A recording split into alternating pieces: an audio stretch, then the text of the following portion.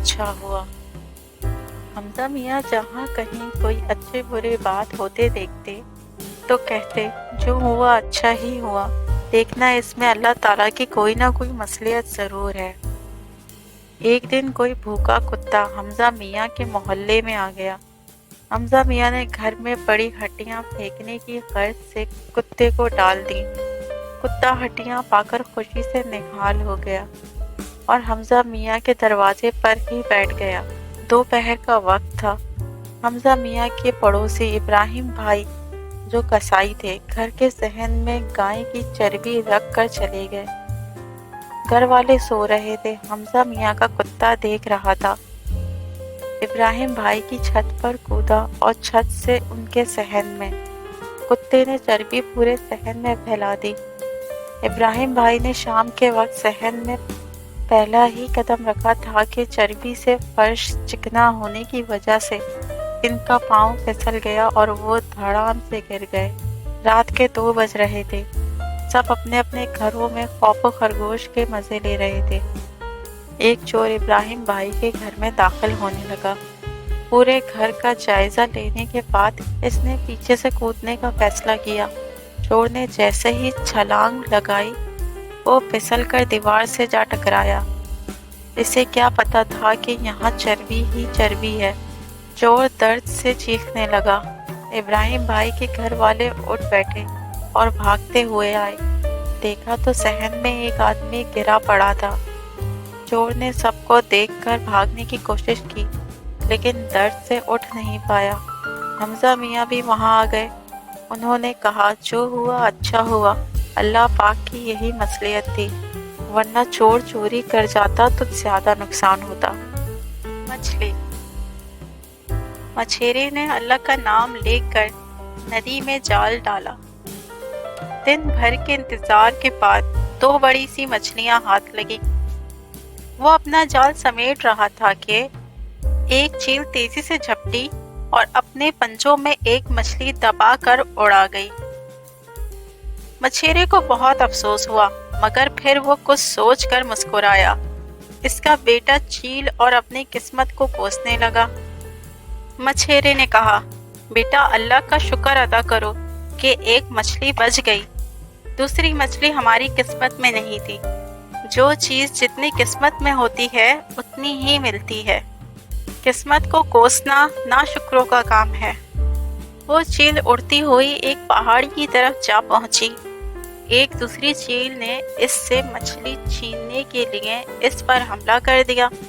دونوں چیلوں میں چھینا جھپٹی ہونے لگی اور مچھلی چیل کے پنجوں سے پھسل کر پہاڑی پر رہنے والے ایک درویش کی جھوپڑی کے سامنے گر پڑی۔ درویش نے مچھلی کو اٹھایا اور آسمان کی طرف دیکھ کر کہا اے اللہ، آپ نے میری دعا قبول کر لی۔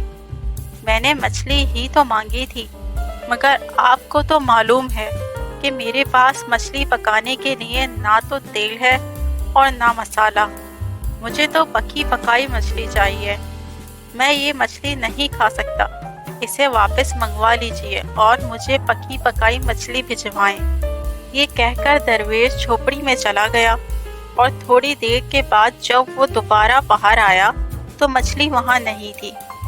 اسے ایک چیل نے اٹھا لیا اور وہ دوسری چیلوں سے بچتی ہوئی جو اس سے مچھلی چھیننے کے لیے اس کا پیچھا کر رہی تھی پہاڑی کے نیچے کی طرف اڑ رہی تھی، لیکن 2 چیلوں نے اس پر حملہ کر دیا اور اس سے مچھلی چھیننے کی کوشش کی۔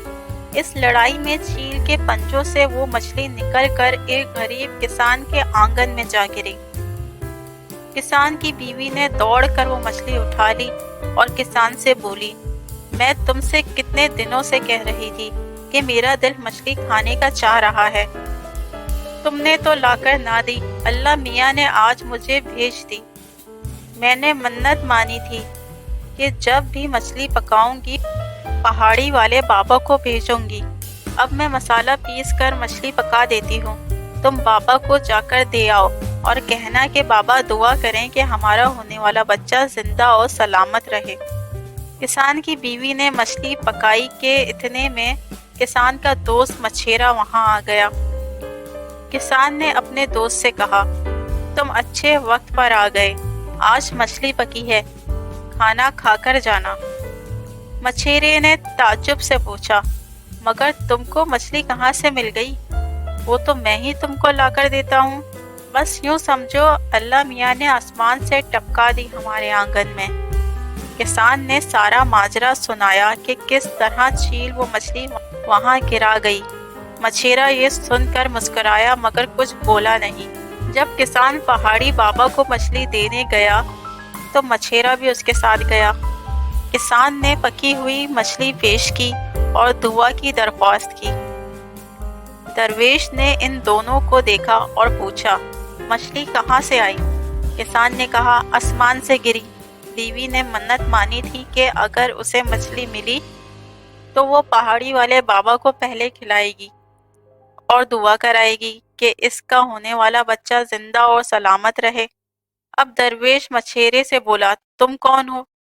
مچھیرے نے کہا، میں مچھیرا ہوں، آج صبح 2 مچھلیاں پکڑی تھیں، ایک میرے کنبے کی قسمت کی تھی اور دوسری چیل اٹھا کر لے گئی۔ درویش سارا ماجرا سن کر بولا، ہم سب نے مچھلی کھانے کی خواہش کی، اللہ تعالیٰ نے ایک ہی وقت میں ہم سب کی خواہش جس انداز میں پوری کی ہے، یہ اس کی ذات کا ادنا سا کرشمہ ہے، ہمیں اس کا شکر ادا کرنا چاہیے۔ بادشاہ بہادر شاہ ظفر کا ہاتھی۔ یہ کہانی پرانی ہونے کے ساتھ ساتھ سچی بھی ہے۔ یہ بات مغلوں کے دور کی ہے۔ آخری مغل بادشاہ بہادر شاہ ظفر کا ایک ہاتھی تھا، نام تھا اس کا مولا بشک۔ یہ ہاتھی اپنے مالک کا بے حد وفادار تھا۔ ہاتھی خاصا بوڑھا تھا مگر تھا بہت صحت مند۔ بہادر شاہ ظفر سے پہلے بھی کئی بادشاہوں کو سواری کروا چکا تھا۔ فطرتاً شریر اور شوخ تھا، ہر وقت مست رہتا تھا، اپنے مہاوت یعنی ہاتھی کا خیال رکھنے والے کے علاوہ کسی کو پاس نہ آنے دیتا۔ یہ ہاتھی کھیلنے کا بڑا شوقین تھا۔ قلعے کے قریب بچے اس کے گرد اکٹھے ہو جاتے تھے اور مولا بشک ان کے ساتھ ساتھ کھیلتا رہتا۔ پہلے بچے اسے کہتے کہ ایک ٹانگ اٹھاؤ، وہ اٹھا لیتا۔ بچے کہتے ایک گھڑی یعنی 1 منٹ پورے ہونے سے پہلے نہ رکھنا، وہ 1 گھڑی یعنی 1 منٹ تک ایسے ہی رہتا۔ پھر بچے کہتے 1 منٹ پورا ہو گیا تو اب ٹانگ نیچے رکھ دو، پھر وہ مخصوص آواز نکالتا جس کا مطلب ہوتا کہ بچوں اب تمہاری باری آئی ہے۔ چنانچہ بچے اپنی ٹانگ اٹھا لیتے۔ 1 منٹ پورا ہونے سے پہلے کوئی بچہ ٹانگ نیچے کرنے لگتا تو ہاتھی زور زور سے سر ہلاتا، یعنی ابھی 1 منٹ پورا نہیں ہوا ہے۔ وہ بچوں کے ساتھ بہت خوش رہتا تھا، انہیں اپنی سونڈ سے گنے اٹھا اٹھا کر دیتا۔ جس دن بچے نہ آتے اس دن شور مچاتا، مجبوراً ہاتھی سنبھالنے والا بچوں کو بلا کر لاتا۔ ویسے تو یہ بہت شوخ ہاتھی تھا، لیکن جب بادشاہ کی سواری کا موقع آتا تو بہت مؤدب اور سنجیدہ ہو جاتا۔ جب تک بادشاہ صحیح طرح بیٹھ نہ جائے کھڑا نہ ہوتا۔ 1857 میں جب انگریز قلعے پر قابض ہوئے اور بہادر شاہ ظفر نے ہمایوں کے مقبرے میں پناہ لی تو مولا بشک بہت اداس ہو گیا۔ بادشاہ سے بچھڑنے کا اسے اتنا غم ہوا تھا کہ اس نے کھانا پینا چھوڑ دیا۔ قلعے کے نئے انچارج کو یہ خبر ملی تو اس نے لڈو اور کچوریوں سے بھری ٹوکریاں منگوائیں اور ہاتھی کے سامنے رکھیں۔ ہاتھی نے اپنی سونڈ سے وہ تمام ٹوکرے اٹھا کر پھینک دیے۔